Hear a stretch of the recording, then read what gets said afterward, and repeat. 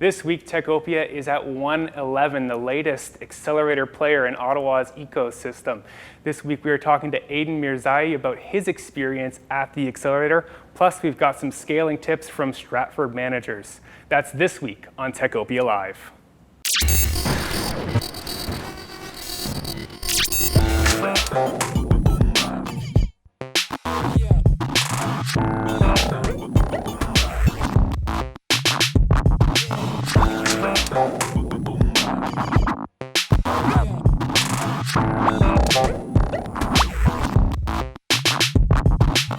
Hello, ladies and gentlemen, and welcome back to Techopia Live. I'm your host, Craig Lord. I am the editor here at Techopia.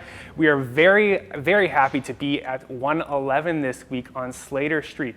OneEleven, if you're not familiar, is a new accelerator to the Ottawa ecosystem, but it started back in Toronto a couple years ago and has since spread beyond the OneEleven shops there.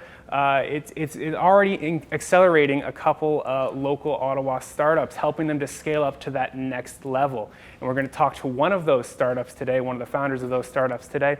But before that, I want to take a quick moment and introduce Colleen Kelly from Stratford Managers, one of our great sponsors at Techopia. Colleen, could you give us maybe a couple seconds? What is your role at Stratford, and what does Stratford do here in Ottawa? Thanks, Craig. My name, as you said, is Colleen Kelly. I lead the business operations practice at Stratford Managers. Stratford is a Ottawa-based consulting firm growing rapidly with offices in Toronto and Montreal.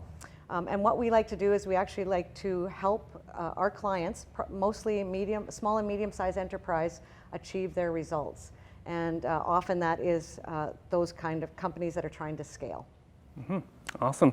And we'll go back to you a little bit later on in the episode to hear some of those scaling tips and what kind of companies might need to look for. But right now, I'll turn to your left there and introduce Aydin Mirzaee. You are the founder of Fellow and one of the most well-known, I would say, entrepreneurs here in the Ottawa ecosystem. Aydin, thank you very much for joining us. Can you tell me what it's like being here at OneEleven, running your startup through this accelerator?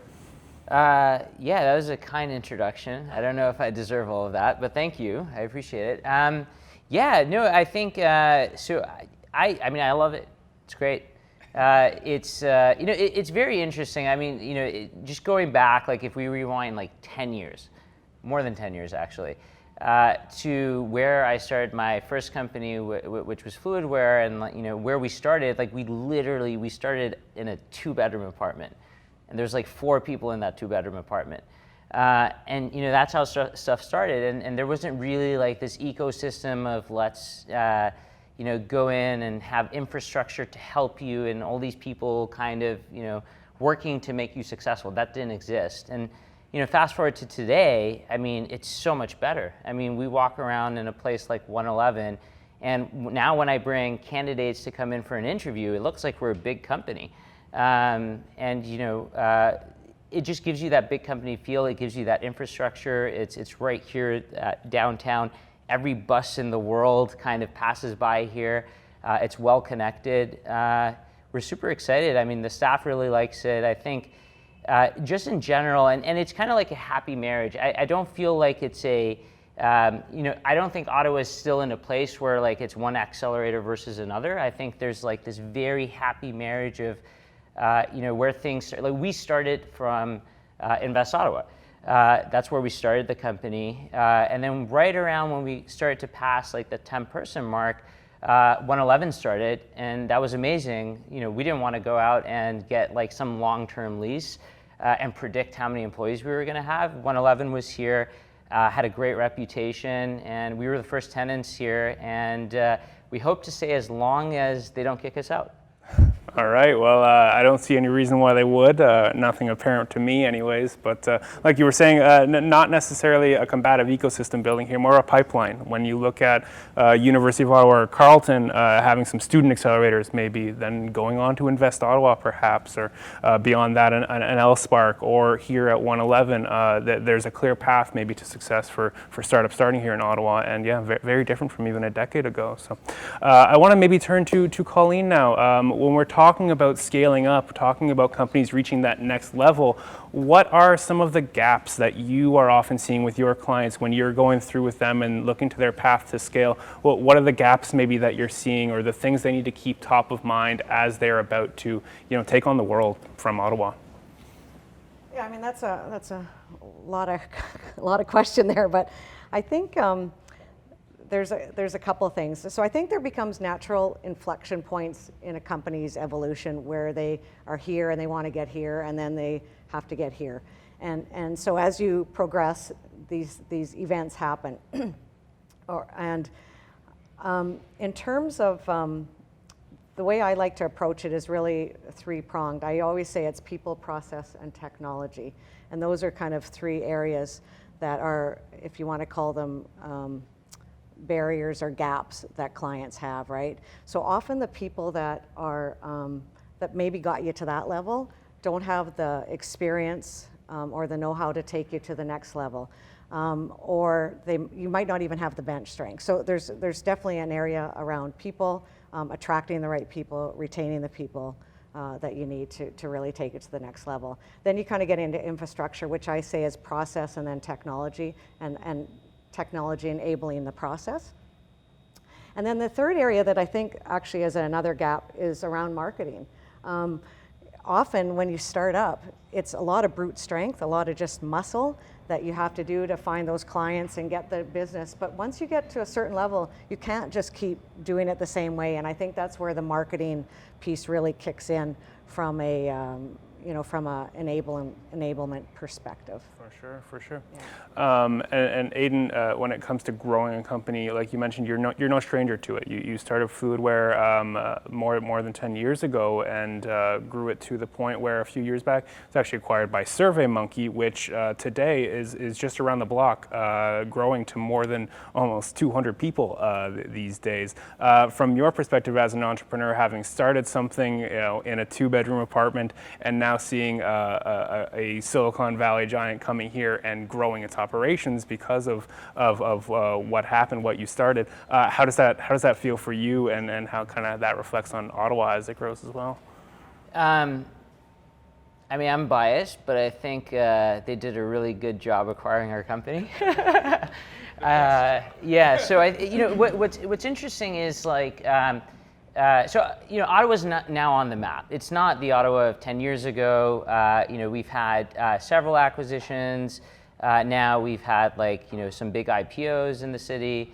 And so, Ottawa's no stranger. So now when we're talking to investors, when we're talking to other people, they get it. They know where we are, and it's not a question anymore. And so, for us, I think what's cool about this, Ottawa is still somewhat undiscovered, and you can build a really big company here. There's the ecosystem of the universities and colleges. I think just the ratio of the number of PhDs we have in this city, just in general per capita, is the highest I think in Canada. So there's a lot going on, and I think with the infrastructure that's now being developed, this is a great city to build a company. And I think when SurveyMonkey first acquired us, maybe we were just under 100 people, and at first it's kind of like what is this thing that we just bought? Let's figure it out. And I think the more they learn, and the more that they understood what Ottawa has to offer, I think they like what they saw. And naturally, over the course of time, more and more of their people and their operations have started to grow in Ottawa, and I think it's a very smart move on their part. And it doesn't look like it's going to stop. And I think that's the thing. I think that this is this treasure that we have here. It's undiscovered. Building a company here is a great idea. And until it's undiscovered, we should take advantage of that, because soon. It might be harder to compete for some of the things that are easier to compete for today. So it's a great time. Now is the time to do it. There's just a lot of great things going for this city, and we're super excited.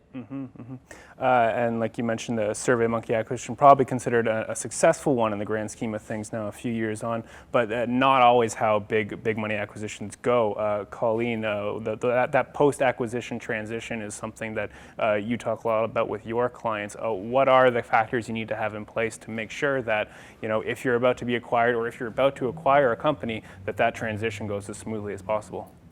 Yeah, I mean, it's a great question. There's a lot of M&A activity going on, and very few people actually spend much time thinking about the post-acquisition being the integration piece of it. Statistics show that probably 75% of the acquisitions do not get the results or the value required or expected from the acquisition, and the primary reason of that is culture. I think people understand that now, I think compared to maybe even 5 years ago. So there are mechanisms to actually address culture, and that should be done way up in the process. So I think we're getting better at that. But I think the other thing that I've observed is that the bigger gap is actually people aren't planning for the integration. They are so focused on the deal, the transaction. By the time they get to that piece and they've signed the term sheet and the paper, people are just like, phew, and then they're like, oh my gosh, now what, right? And at that point, you're too late. So the reality is you have to start the integration process before. But I don't think people understand that until they've gone through it a couple of times. We do a lot of M&A work with clients, and my experience is often they do the first one themselves and think, how hard can it be to integrate two companies? And once they've botched it, then they pull in people who've done it and realize that maybe there's a different way to approach this, right? And how important it is, because you spend a lot of money, and you need to get those results, right? The expectations, right? Yeah, for sure. And it's very interesting that you say culture, because I personally talk to a lot of companies that have just acquired a company. That I'll get on the phone with them, or they were just acquired, and when I ask them, what made you realize this would work, that this is the deal you wanted, that's the number one thing I hear is culture. Is we started talking to them and we realized there was that culture fit. Whether or not that's enough to make it go beyond, remains to be seen. But that is definitely something that we hear at Ottawa Business Journal and Techopia a lot is culture is key. And one of the things that we've done now is that we do what I like to call a culture analysis or gap analysis, and we do it in the due diligence phase. So you understand your culture and your criteria, and then you do an assessment of those and compare, and then you understand those gaps, and then you can decide, you develop really an action plan around it. But at the due diligence phase, or even prior, you have a sense of whether this is going to work or not, right? And you won't be surprised further on. Maybe because the way you make decisions here is completely different at your other company, and it's a really hard thing to overcome, right, without some planning. So. And maybe very quickly, just to wrap up, Aydin, on the topic of culture, what does that mean to you when you're building a startup? When you set out to set the tone for culture, what is it for you? I can tell you what it's not. It's not your ping pong table. It's not your snacks. It's not your team building activities necessarily. I mean, like, culture is the set of things that you do often, like actions that you take often and the modes by which you take those actions. I think, so for every company, it's different. But for example, say in the early days of Amazon, by having like doors for desks, that kind of gives this culture of like, we're going to take the savings and we're going to pass it on to the customers. I think like those are the things that what culture is actually about. So for us at Fellow, it's just a culture of like, how can we make work better for everyone? And so part of that is like, how can we make work better for ourselves, like in the process? And I think it's those things that matter. I think when other people look at tech companies, they think it's about all the freebies and so on and so forth, but it's really not. That's the wrong way to look at it. Yeah, there may be more like guiding principles is kind of how you lay out culture rather than, ping pong tables. Although ping pong's fun. I'm terrible at it, but ping pong is fun. Apart from that, thank you both very much for joining us for Techopia Live today. Colleen from Stratford Managers and Aydin from Fellow and incubating here at OneEleven. So thank you both very much for joining us today. Thanks for having us. Awesome. Before I let you go, I want to take a quick second to thank some of our sponsors and champions without whom this show would not be possible. I want to start with Number Crunch, offering virtual CFO services for SaaS firms. There's Perley-Robertson, Hill & McDougall, a leader in business business and tech law. There's TD Bank offering specialized services for tech firms. There's the University of Ottawa Faculty of Engineering, creating the next generation of technical talent. There's KRP Properties offering so much more than just space. And of course, we had Colleen here today from Stratford Managers offering services to help you scale up your tech venture. And of course, Techopia is not just this fantastic show, it is also available on obj.ca/Techopia or techopia.ca with daily articles on Ottawa's tech scene. You can follow us on social at Techopia OTT on Facebook and Twitter. And if you're watching us on YouTube, please leave a like and a comment and subscribe to see our weekly episodes. Apart from that, I just want to thank you very much for joining us from OneEleven this week for Techopia Live. We'll see you next week for the next episode. Hope to see you then. Bye.